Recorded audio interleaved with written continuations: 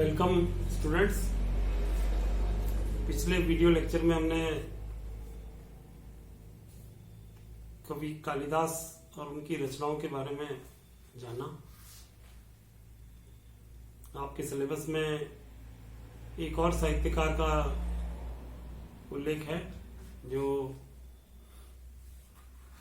महाकवि तुलसीदास है। देखिए कि भारतीय साहित्य जगत में जिन महान कवियों की उपलब्धि हुई है उनमें तुलसीदास बहुत ही प्रमुख रूप से आते हैं। गोस्वामी तुलसीदास ने जो पुस्तक लिखी रामचरितमानस,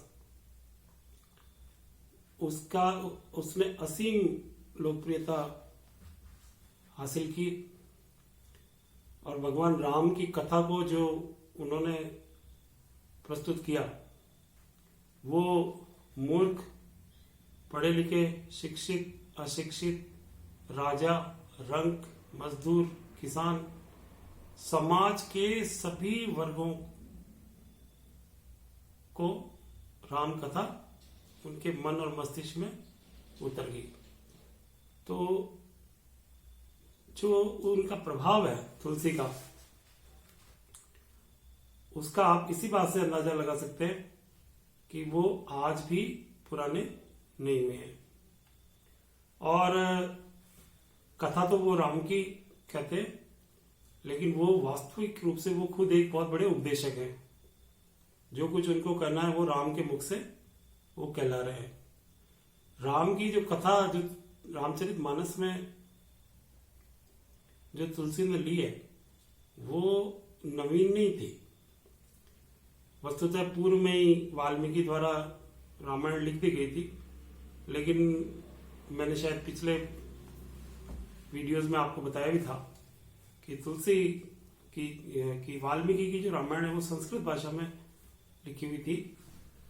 हालांकि वो भी बहुत लोकप्रिय थी, लेकिन वो आम जन की भाषा और उनकी समझ से वो थोड़ी मुश्किल थी।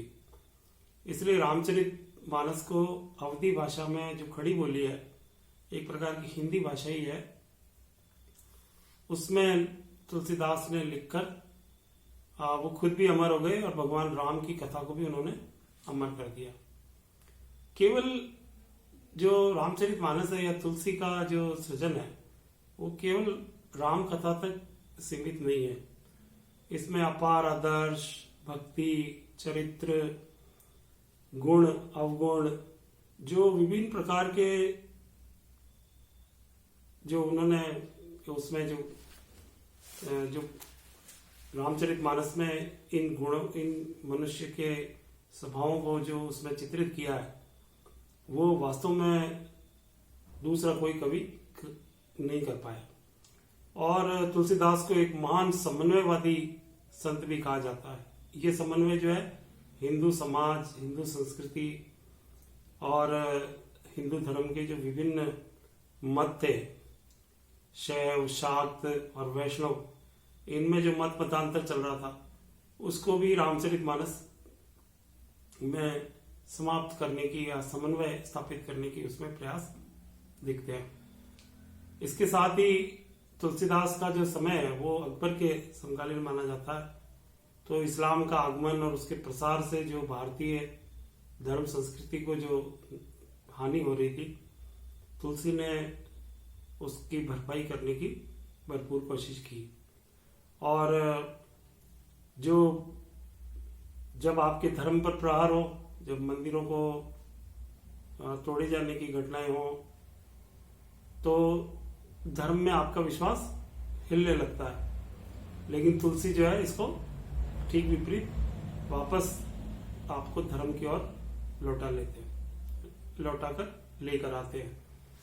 तो इस दृष्टि से जो है तुलसी का जो कंट्रीब्यूशन है वो साहित्य की दृष्टि से, भक्ति साहित्य की दृष्टि से अतुलनीय है। उनके समकक्ष भक्ति काल में कोई दूसरा कवि नहीं हुआ। जो साहित्यिक रचनाएं उन्होंने लिखी वो आज भी उतनी ही लोकप्रिय है। तो तुलसी जो है वो भारतीय साहित्य की बहुत बड़ी निधि है, और हम अगले वीडियो में देखेंगे कि उन्होंने कौन कौन सी रचनाएं लिखी और उनका जो विषय वस्तु क्या थी जिसने भारतीय साहित्य को प्रभावित किया।